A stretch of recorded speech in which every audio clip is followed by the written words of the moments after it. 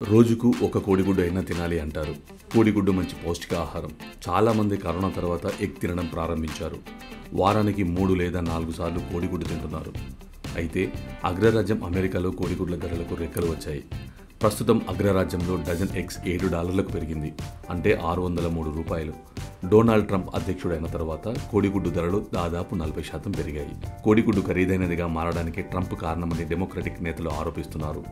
కోడిగుడ్ల ధరల పెంపుపై అమెరికన్లు కూడా ఆగ్రహం వ్యక్తం చేస్తున్నారు. పెరుగుతున్న ధరలను ఎదుర్కోవడానికి ట్రంప్ చర్యలు తీసుకోవడం లేదని ఆరోపణలు వస్తున్నాయి. 2024 అధ్యక్ష ఎన్నికల ప్రచారంలో జో బైడెన్పై ట్రంప్ పదే దాడి చేశారు.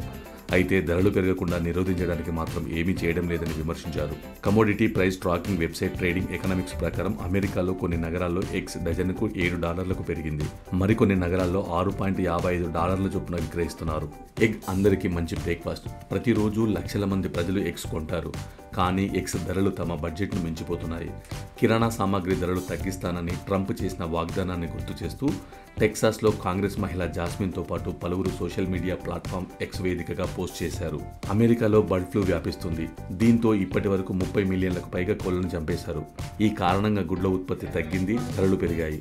అయితే ట్రంప్ తీసుకున్న ఆహార దిగుమతుల పరిమితి నిర్ణయాలు కూడా మరింత తీవ్రంగా ఉన్నాయని డెమోక్రాట్లు ఆరోపిస్తున్నారు. ట్రంప్ నిర్ణయాలు అమెరికా ప్రజల ఆరోగ్యానికి, ఆర్థిక పరిస్థితికి ముప్పుగా మారాయని బిల్ క్లింటన్ మాజీ కేబినెట్ కార్యదర్శి రాబర్ట్ రిచ్ విమర్శించారు. మరోవైపు బర్డ్ ఫ్లూ వ్యాప్తి నేపథ్యంలో బయట నుంచి ఆహార దిగుమతులను నిరోధించాలని department of health and human సర్వీసెస్ను కోరుతూ ట్రంప్ జారీ చేసిన ఆదేశాలపై డెమోక్రాట్లు మండిపడుతున్నారు.